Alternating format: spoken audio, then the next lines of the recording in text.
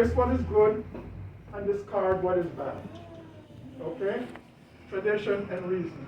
And all of this was about carving a way for us, for people of African ancestry in this country, to move forward.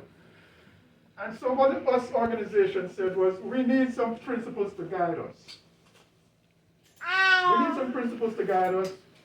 And they created those principles, and they called it the Nguzo Saba. And Nguzo Saba simply means 7 principles. And then they created this event,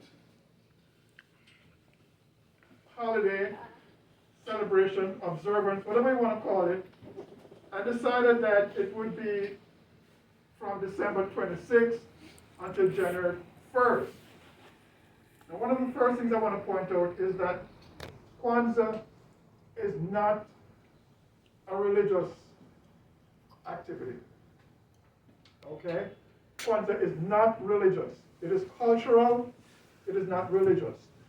Do not get it confused with religion. Just because it comes around Christmas time, it is not religion. And so, no matter what religion you belong to, you should feel comfortable embracing Kwanzaa, because it's not a new religion, it's not an alternative to your religion or anything like that. It's not religious at all. Even if you don't have a religion, it's okay. You can embrace Kwanzaa because it's cultural, it's not religious. And they chose to begin it right after Christmas, so it didn't get confused, and it lasts 7 days from December 26th to January 1st. What else you should know about Kwanzaa?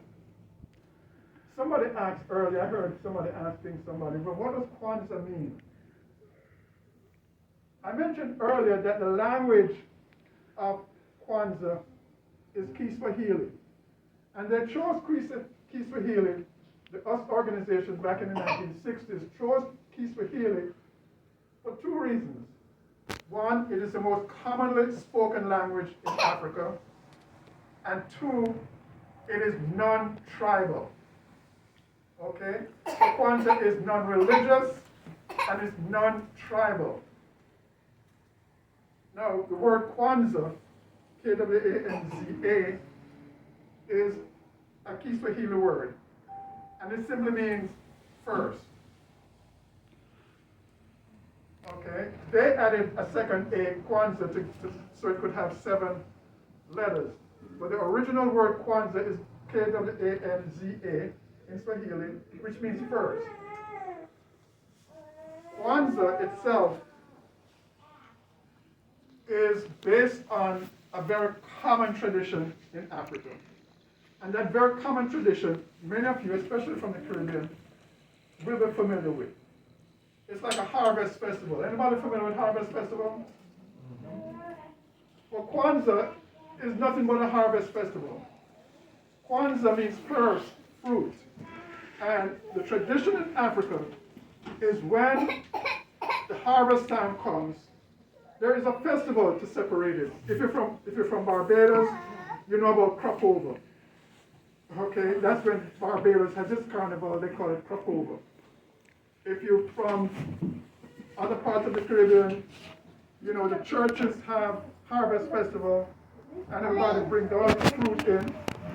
And so Kwanzaa is based on this traditional festival in Africa of first fruit harvest festivals, which, just like Swahili being all over Africa, first fruit festivals all over Africa. So they chose Kwanzaa. So it's a harvest festival. And one of the things that's important about harvest festivals and about Kwanzaa is a gathering. People gather together to celebrate the harvest. And in this case, the whole idea of Kwanzaa was to introduce to us the 7 principles that I'm about to talk about. So that's a long way to get to the 7 principles, and I know we don't have a lot of time, so I'm moving fast. But if you have any questions, feel free to just ask, and I'll see if I can answer them briefly. Now, the 7 principles. What are the 7 principles? I mentioned the first one, which we're celebrating today, is Umoja. So what I'm going to do is I'm going to say the principle. I'm going to ask you, and the meaning. I'm going to ask you to repeat it, and then I'm going to explain it briefly. Okay, so are we ready? Yes. Principle number 1, umoja. Umoja. Unity. Unity. And what that means is to strive for and to maintain unity in the family, community, nation, and race. To strive for and maintain unity in the family, community, nation, and race. Let's say the word again, umoja. Umoja. Unity. Unity. And that is celebrated on the 26th of December, which is the first day of Kwanzaa. Second day of Kwanzaa, the principle, and people often have trouble with this one, but just wrap your mouth around it. The second principle of Kwanzaa, kujichagulia. Kujichagulia. Let me hear you say it again. Kujichagulia. Kujichagulia. It means self-determination. Self-determination. And the explanation is that it's to strive for and maintain,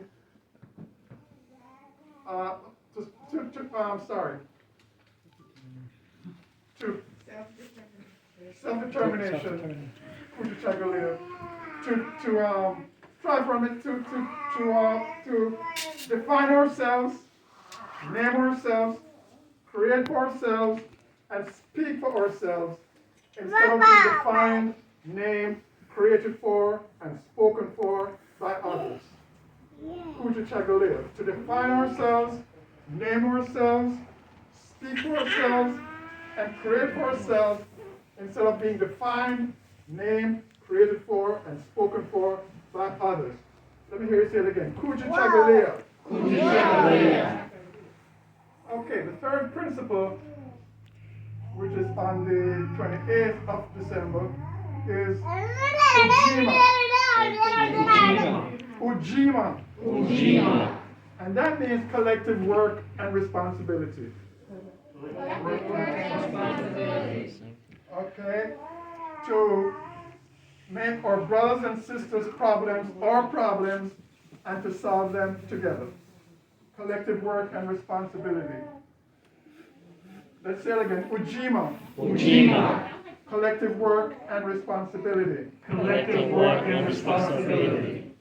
To make our brothers and sisters' problems our problems and to solve them together. Make our brothers and sisters' problems our problems and to solve them together.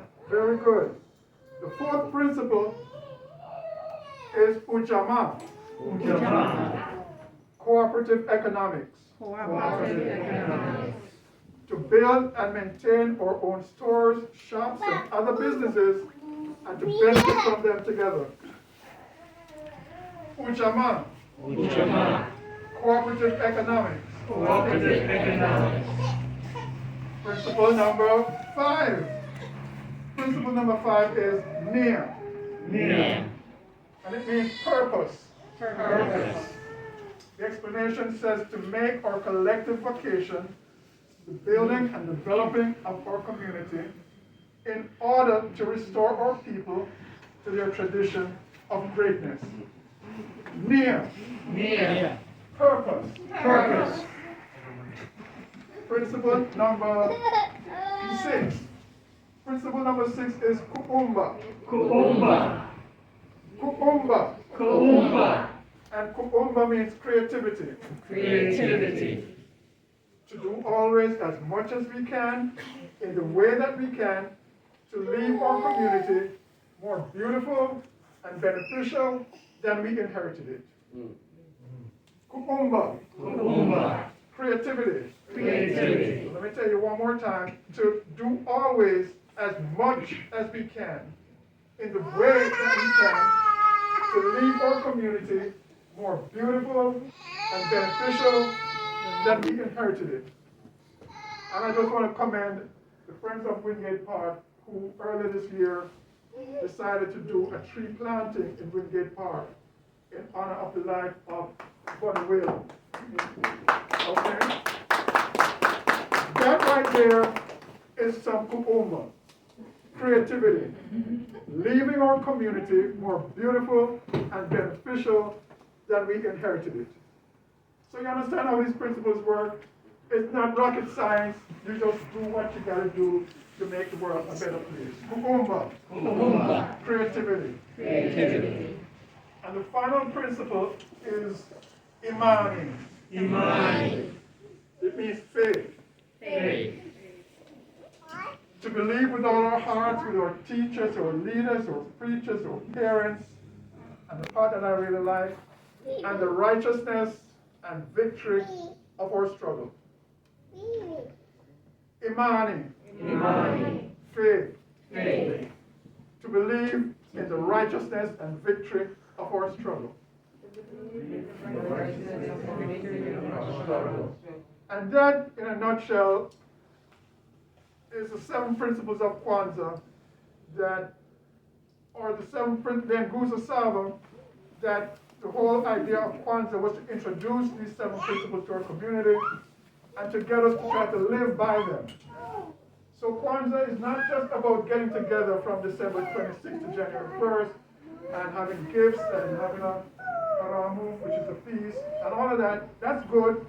But the whole idea of Kwanzaa is to share some principles that if we live by them, and if we're serious about living by them, then the world will be a better place, and we will in fact leave our community more beautiful and beneficial than we inherited it. It's a celebration of what we've done all year long. So it's a harvest festival. It's a celebration of our harvest. If we did good, then we'll have a bountiful harvest.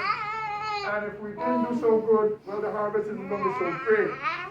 And so when people say Merry Christmas, I like to say, have a fruitful Kwanzaa. But Kwanzaa is about the harvest festival. So I like to wish people a fruitful Kwanzaa. And to have a fruitful Kwanzaa, you can't wait until Kwanzaa to pick the fruit. You got to spend the whole year planting the fruit and cultivating the plant and watering it and doing all of those things that you need to do so that at the end of the year you can have a fruitful Kwanzaa. So it's about the way you live your life all year round in order that at the end of the year you can celebrate the fruit of the harvest. So I wish you all a fruitful Kwanzaa. Thank you. Thank you. Thank you.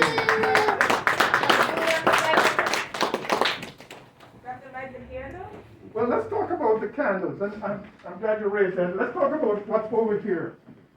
As you know, Kwanzaa has a whole lot of sevens. There are 7 principles. There are 7 days. And if you choose to do Kwanzaa at home, then you should know about the 7 symbols of Kwanzaa. The 7 symbols of Kwanzaa, and they're all in Swahili as well. We have we're supposed to have a mat, usually a straw mat. Mkeka is what it's called. And well, it's fitting that what we have instead is this wonderful historical piece that goes back to the 12th OAU summit in Kampala, Uganda in 1975. So it's all laid out on a mat. That's the first thing. So that's the first symbol of Kwanzaa. Then you have the kinara. The kinara, or the candle holder, actually represents Africa. So that's the second symbol. Third symbol is the Mishuma Saba, or 7 candles, which represent the 7 principles. So that's the third symbol of Kwanzaa.